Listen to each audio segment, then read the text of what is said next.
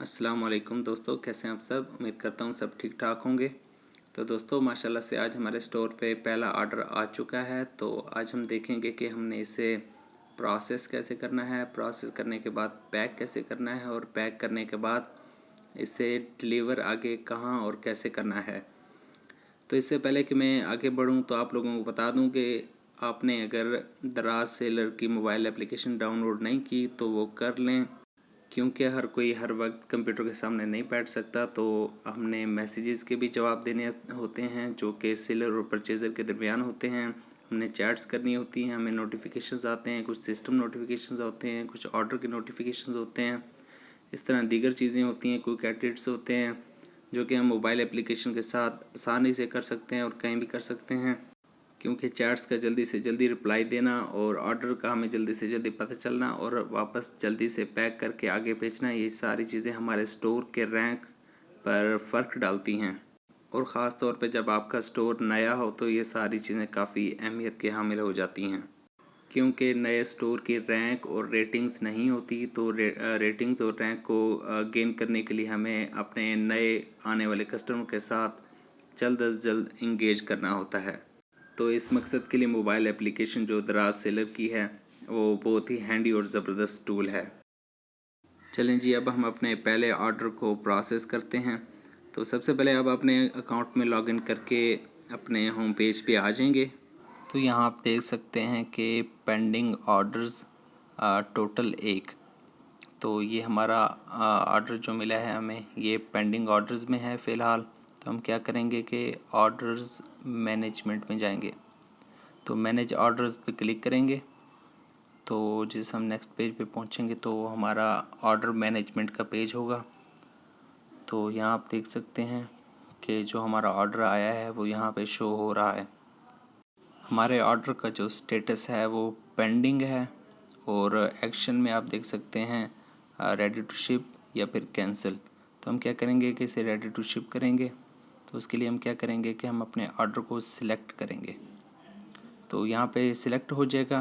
तो सबसे पहला जो काम करेंगे कि हम इसका स्टेटस चेंज करेंगे रेडी टू शिप पे। जब आप इसे रेडी टू शिप पे क्लिक करते हैं तो ये बार आपके सामने ओपन हो जाती है। तो यहाँ पे दो चीज़ें हैं, इनवॉइस और शिपिंग लेबल्स। ये दो डॉक्यूमेंट्स हैं जो हमने प्रिंट करने हैं। तो सबसे पहले हम इनवॉइस पे क्लिक करते हैं। तो इनवॉइस का जो पेज है जिसमें हमारी डिटेल्स हैं वो यहाँ पे शो हो जाएंगी। तो ये हमारी ऑर्डर की डिटेल्स हैं जो कि हमने साथ भेजनी है। तो हम इसे प्रिंट करते हैं।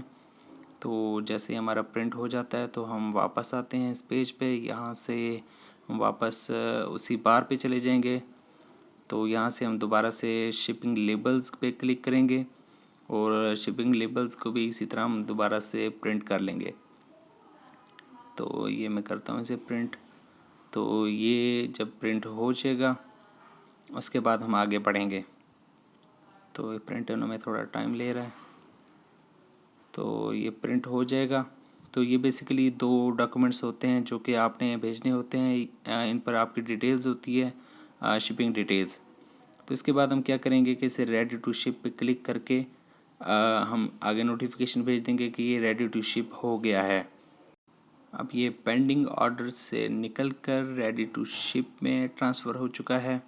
तो बेसिकली हमने क्या किया है कि दो जो ज़रूरी डॉक्यूमेंट्स होते हैं, एक शिपिंग लेबल्स और दूसरा इनवॉइस, ये हमने निकाली हैं और प्रिंट की हैं। आप देख सकते हैं कि पेंडिंग ऑर्डर्स में नो डाटा शो करवा रहा है। इसका मतलब है कि हमारा ऑर्डर जो था पेंडिंग में नहीं है, ये अब रेडी टू शिप में आ चुका है। आप देख सकते हैं ये रेडी टू शिप में शो हो रहा है। इसका स्टेटस जो है वो रेडी टू शिप हो चुका है।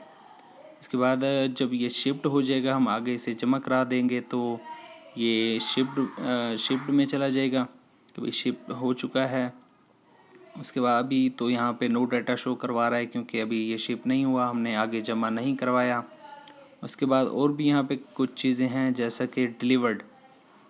तो अभी यहाँ पे नो डाटा है क्योंकि हाँ ये डिलीवर नहीं हुआ। जब हमारा पैकेज आगे चला जाएगा, डिलीवर हो जाएगा तो यहाँ पे डिलीवर शो कराएगा। उसके बाद कैंसल्ड का है, कोई ऑर्डर कैंसिल हो जाता है।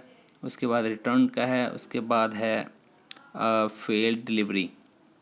तो ये चीज़ें हैं। मिसाल के तौर पे आपका कोई ऑर्डर कैंसिल हो जाता है या डिलीवरी नहीं हो पाती या वापस आ जाता है।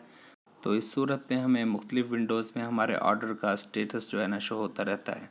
चलें अब इसे पैक कैसे करना है। तो पैक करने के लिए हम जो फ्लेयर्स हमने मंगवाए थे पैकिंग के लिए, आप देख सकते हैं ये दराज का एक फ्लेयर मैंने लिया है और ये जो शिपिंग लेबल है उसे मैंने साइडों से काट कर छोटा कर लिया है जो इसका साइज़ है, क्योंकि इसका पाउच छोटा है। हम इसके जो साइड वाले पाउच में से डाल देंगे क्योंकि इसने स्कैन होना होता है स्कैनर के ज़रिए, तो ये सामने से नज़र आना ज़रूरी है।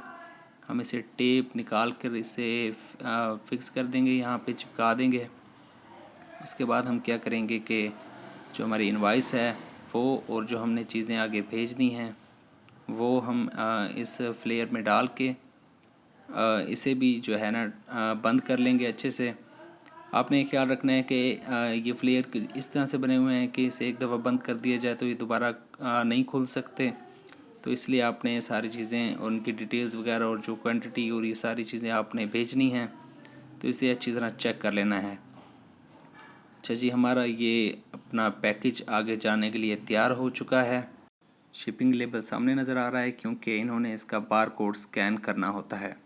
अच्छा जी, लास्ट स्टेप आपने क्या करना है कि आपने पैकेज को लेना है, दराज अपने किसी भी करीबी दराज हब में जाना है, वहाँ आप उन्हें ये देंगे, वो इस पर जो शिपिंग लेबल है उसे स्कैन करेंगे। स्कैन करने के बाद आपके पास जमा कर लेंगे और जो इसकी रिसीविंग होगी वो एक डॉक्यूमेंट होता है जो कि गारंटी होती है कि दराज हब ने ये रिसीव किया है।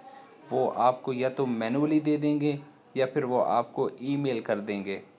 उसके बाद आपका जो ऑर्डर प्रोसेसिंग है वो आपकी कंप्लीट हो चुकी है। उसके बाद आप जब स्टेटस चेक करेंगे अपने ऑर्डर का तो ये शिप्ड में आ चुका होगा, यानी कि ये दराज के पास पहुंच चुका है। दराज जब इसे आगे डिलीवर करेगा तो तभी आपका ऑर्डर का स्टेटस डिलीवरी में आ जाएगा।